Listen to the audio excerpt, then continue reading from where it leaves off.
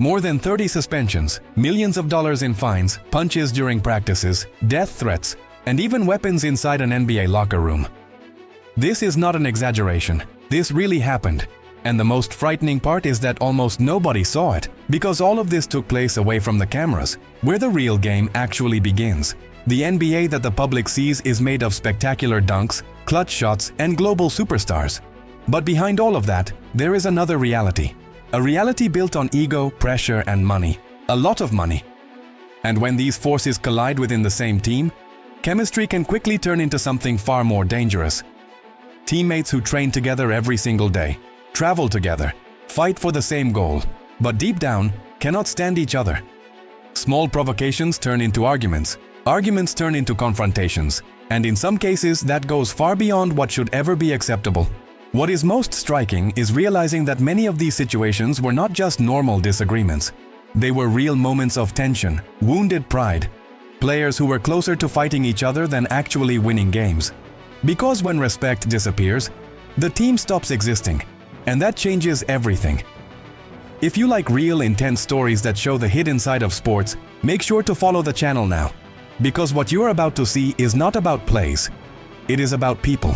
And the deeper we go into these stories, the clearer it becomes that the biggest opponent is not always on the other side of the court.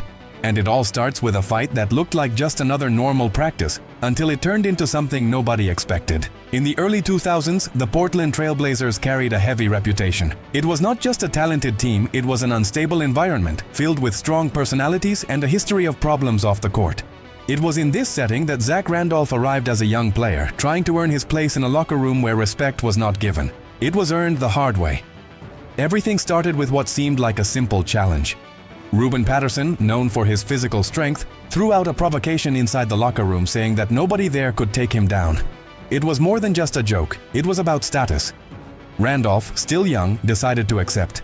And at that moment, without realizing it, he stepped into something much bigger than he expected. What happened next was brutal. Patterson completely dominated the situation, lifting Randolph off the ground and slamming him down with overwhelming force. Randolph ended up out for weeks, dealing not only with physical pain, but with the weight of humiliation. And in that kind of environment, that does not get forgotten. It builds. Weeks later, during what looked like a normal practice, Randolph responded. No warning, no conversation. A direct punch to Patterson's face, strong enough to cause a serious fracture. And at that point, it stopped being about basketball. It became personal, dangerous, completely out of control. The atmosphere became so tense that the team had to step in immediately. There was real fear of retaliation outside of the court. And Randolph reportedly hid for a few days, worried about what could happen next. In the end, there were fines, suspensions, and an apology that was never accepted. Because sometimes the problem is not the fight itself, it is what it leaves behind. And in that locker room, what remained was not respect, it was distrust. In the early 90s, the Charlotte Hornets seemed to have found the perfect formula for the future. Two young talents, two rising stars, two players ready to grow together. Larry Johnson arrived first, quickly establishing himself and becoming the face of the franchise.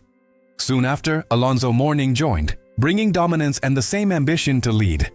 At the beginning, everything suggested it would work. But in the NBA, talent does not guarantee harmony, because when two players want the same space, a silent battle begins. And that battle took shape when Johnson signed a historic contract, the biggest in the league at the time. That was not just a financial agreement, it was a clear statement. Mourning felt it. And it was not something small. To him, it meant his value was being placed second. From that moment on, the relationship began to change. There were no public fights, no direct confrontations. But something more dangerous appeared. Resentment. On the court, they still performed. But off the court, the connection no longer existed. Trust slowly faded until the situation became impossible to sustain. Both players eventually left, and what could have been one of the most dominant duos of that era ended before it ever truly reached its peak. Because sometimes a team does not fall apart because of lack of talent. It falls apart when no one is willing to share the spotlight. When Michael Jordan selected Kwame Brown as the #1 pick in the 2001 draft, it seemed like the perfect scenario, a young player being guided by the greatest of all time. The expectation was growth, development, and evolution within a competitive but structured environment. And at first, everything seemed to be going in that direction. Jordan took on a close role, showing him how things worked at the highest level. But that phase did not last long. Once real practices began, everything changed. During a one-on-one situation, Kwame tried to respond to show personality. And that was the moment Jordan reacted. From there, the approach shifted completely. What was mentorship became extreme pressure. Constant criticism, public exposure, and relentless demands.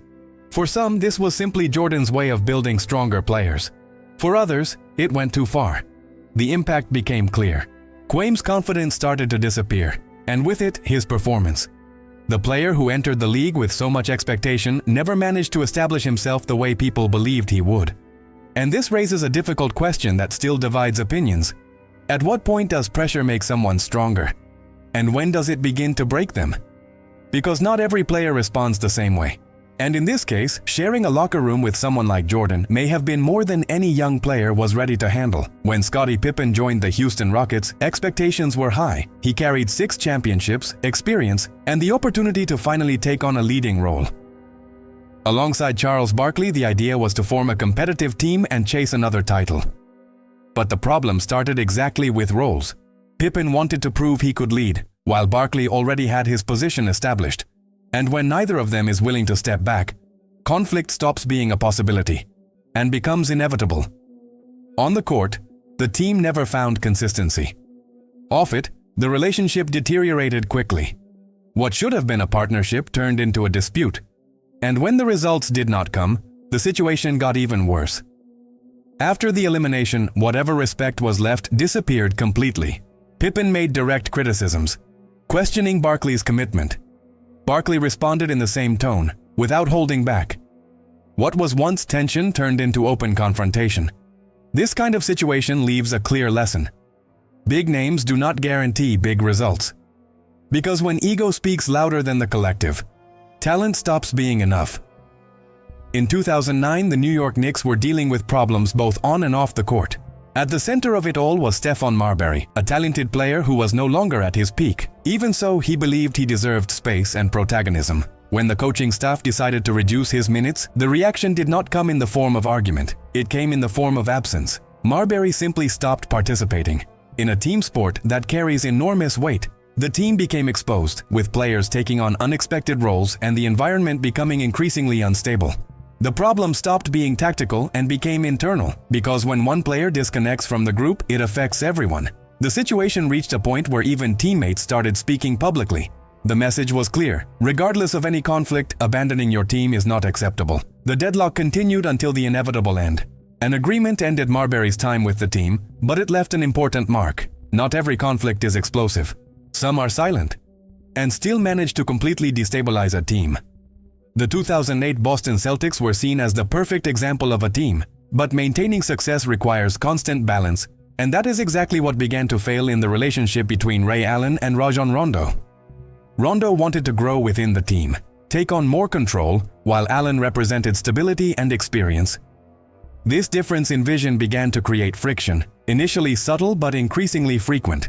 The tension reached an unusual point when they decided to resolve part of it with a boxing session during practice.